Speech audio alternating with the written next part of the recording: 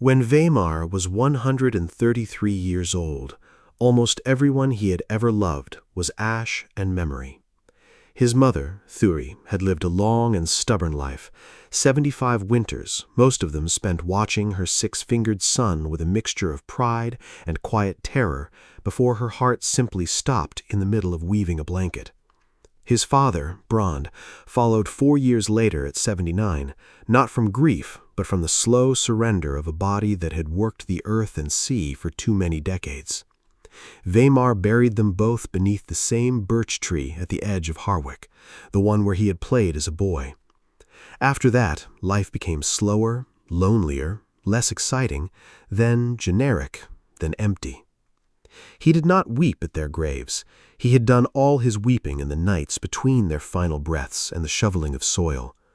What remained was a hollow patience, the kind that comes to those who realize they will outlast almost anything they touch. The villagers still came to him for healing, but the old warmth had curdled into something else. They watched him with sideways glances, whispering thoughts he could still hear. Why does he not age like us? Why has he no children? What does he do alone in that cave? They called him barren, some called him cursed, others called him a wizard. He did not flee from the names. He understood, perhaps better than any human ever could, that fear was the root of all cruelty. And so he began to disappear for longer stretches, retreating to a nameless cave deep in Monasogur, where the trees did not gossip and the stones did not judge. The forest had never asked him to be anything other than what he was.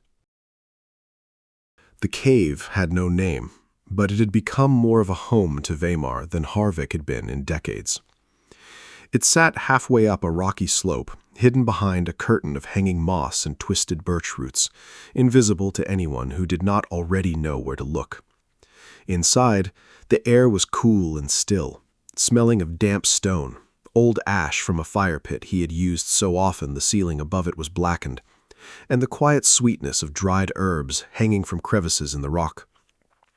He had carved small shelves into the walls over the years, holding clay pots, bundles of preserved roots, a few old bone needles, and a carved wooden figure of a bear that his father had given him when he was 7. He did not need much. He had stopped wanting much. What he valued most was the silence. The trees outside his cave entrance were ancient pines, some of them probably standing since before Aleph the Many-Fingered walked the earth. They did not speak to him in words anymore. They spoke in slow, deep rhythms that felt like the heartbeat of the world itself. Their roots had drunk from the same soil for centuries. Their memories stretched back to times no human had recorded. vemar would sit at the mouth of his cave for days, watching the light shift through the needles, listening to the wind arrange itself around the trunks, and feeling, perhaps for the first time in his very long life, that he was not alone.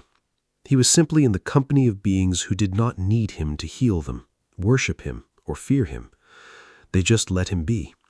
And that, he realized, was the closest thing to peace he had ever known. On a night when the full moon hung low and swollen over the black pines, vemar decided it had been too long since he last spoke to his guide. He left his cave and walked the old paths to the clearing he had come to call the Source, the place where the glowing plant had first appeared to him over 100 years ago. The journey was slower now. His body, though still healthy and strong for a man of his age, carried the weight of a century on its joints. But the moon pulled him forward, and the forest opened around him like a familiar door. When he reached the clearing, the plant was there, just as it had always been on nights of the full moon. Its leaves curled like iron, its blossoms burning with colors that did not belong to daylight. Above it floated the hologram of Oldie Crimson, unchanged, unaged, not a single new wrinkle on his ancient face. He looked exactly as he had when vemar was 21. The sight struck vemar like a physical blow. He raised one weathered, six-fingered hand to his cheek and felt the deep lines there, the loose skin, the coarse gray stubble. A tear rolled down his face and fell into the moss. What really is my mission on this earth? Why was I born? Because I don't The hologram interrupted him, firm and clear. Vemar, you were born on this earth for one thing only, and that is choice. The choice to experience what it means to be human, the hologram continued, its many-layered voice washing over Vemar like cold water. The choice to discover who you truly are. The choice to understand where you come from. And the choice to do whatever you wish with all that you have learned. I am merely a messenger. You are the message. Vemar stood in silence, the tears still wet on his cheek, and let the words settle into the oldest parts of him. The hologram then added something new, something Vemar had not heard in their previous meetings. The earth was made for humans and humans alone. What came after, your kind, was not supposed to be. Yet the earth is inhabitable by all who can draw upon the very essence of the Creator. You were never a mistake, Vemar. You were simply unexpected. The young old man exhaled slowly. For decades, he had wondered if his gifts were a curse, if his long life was a punishment, if his loneliness was deserved. But here, standing before this ageless spirit under the full moon, he understood. There was no grand destiny written for him, no prophecy to fulfill, no throne to claim. There was only the open field of choice, stretching in all directions. He returned to his cave that night and did not sleep. He sat with his back against the cold stone wall, watching the moon travel across the small opening that served as his window, and he thought about what he wanted to do with the rest of his life, however long that might be. The answer came to him not as a thunderbolt, but as a quiet ember that had been smoldering in his chest for years.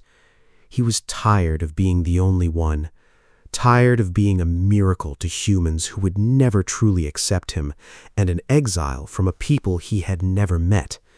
He decided, there in the darkness of his cave, that he would find the rest of his six-fingered kind, not to raise an army, not to claim worship or revenge, but to understand.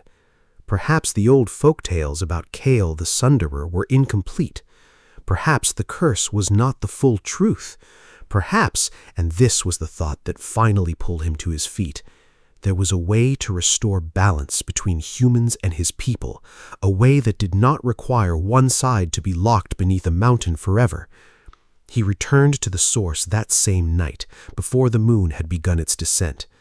The hologram still floated above the glowing plant, waiting as if it had never left. "How do I find the rest of my kind?" Vemar asked. The spirit did not answer with words. Instead, its form shifted and stretched, dissolving into a holographic image so clear and sharp it stole the breath from Vemar's lungs. A mountain. 2 jagged peaks, a base wrapped in mist and scree. He knew it instantly. He had seen it with his own eyes when he was 17 years old, sailing beside his father Brand to visit his granduncle Arnkeld in the faraway village of Steinvik. The mountain had a name, Jarnfall, the Iron Mountain, and now he understood. It was not just any mountain, it was the prison of his ancestors, and he had sailed past it over a century ago. He did not know how he would reach that distant shore. 100 years had passed since he last stood on a boat, and his body, though still strong for his age, was no longer young. But the forest whispered of another way.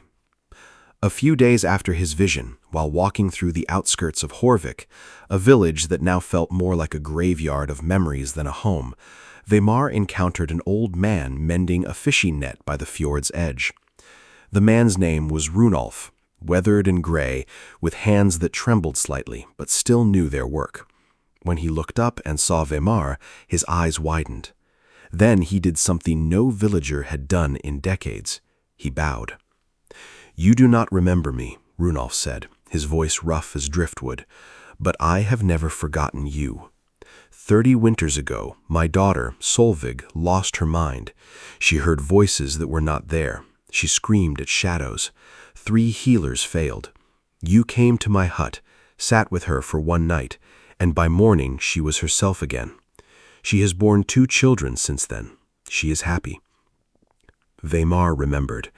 Not the girl's face, but the shape of her madness, a knot of old grief and a spirit that had gotten tangled in its own fears.